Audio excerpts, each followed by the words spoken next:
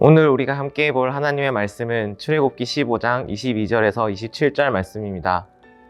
모세가 홍해에서 이스라엘을 인도하매 그들이 나와서 수르 광야로 들어가서 거기서 사흘 길을 걸었으나 물을 얻지 못하고 마라에 이르렀더니 그곳 물이 써서 마시지 못하겠으므로 그 이름을 마라라 하였더라. 백성이 모세에게 원망하여 이르되 우리가 무엇을 마실까 하매 모세가 여호와께 부르짖었더니 여호와께서 그에게 한 나무를 가리키시니 그가 물에 던지니 물이 달게 되었더라.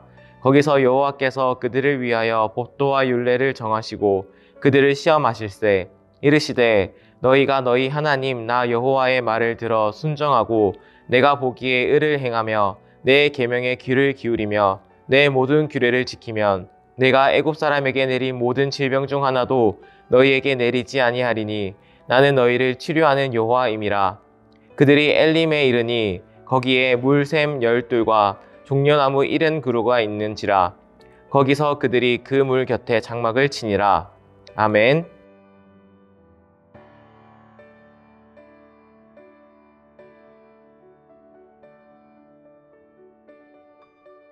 오늘 출애굽기 15장 후반절에 나오는 본문의 이야기는 앞으로 출애굽 이후 이스라엘 백성들에게 일어날 일들을 보여주는 예시와도 같은 사건입니다. 나아가 우리가 신앙생활을 이어나가면 겪게 되는 모습과도 매우 흡사합니다. 이스라엘 백성들은 이 본문의 사건이 일어나기 3일 전만 하더라도 하나님을 찬양했습니다. 하나님의 도우심으로 바다가 갈라지고 자신들은 살아남고 애굽의 병사들은 물에 빠지는 모습을 지켜본 백성들은 찬양하고 하나님의 이름을 높였습니다. 그런 극적인 상황을 경험한 이들은 무엇을 기대하며 살아가게 될까요? 엄청난 일도 우리를 위해서 행하셨으니 장밋빛 인생이 펼쳐질 것이라 기대했을지도 모릅니다. 이제 모든 일이 형통하고 배부르고 목마르지 않을 길이 펼쳐질 것이라 생각했을지도 모릅니다. 그러나 그들이 마주한 상황은 어떠합니까?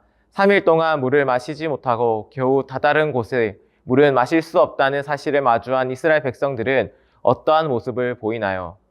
그들은 당연하게도 모세를 원망하며 나섭니다. 누군가 보기에는 참으로 답답한 모습입니다. 400년간 종살이하던 자신들을 구원해준 하나님에 대한 감사가 조금도 느껴지지 않는 것 같습니다. 이것이 그들뿐만 아니라 우리 모두가 가지고 있는 연약함입니다.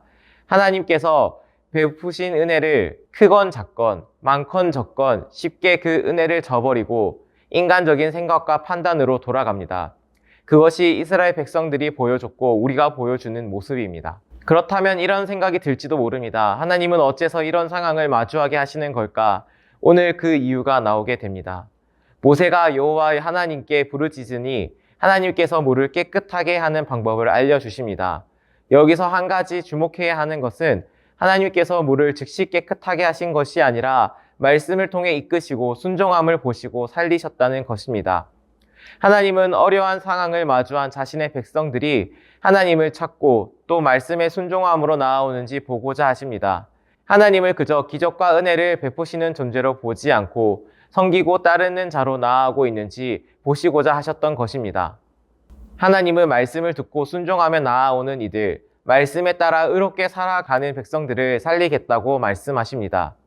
이것을 다시 표현하자면 겉으로만 표면적으로만 하나님을 따르는 것이 아니라 진정으로 말씀을 받아들이고 모든 순간 말씀에 비추어 순종함으로 살아가는 것이 믿음임을, 그것이 진정한 백성의 길임을 말씀하신 것입니다. 사랑하는 불꽃교회 성도 여러분, 하나님은 기적과 은혜를 베풀어 주셔야만 하는 분이 아님을 명심하시길 바랍니다.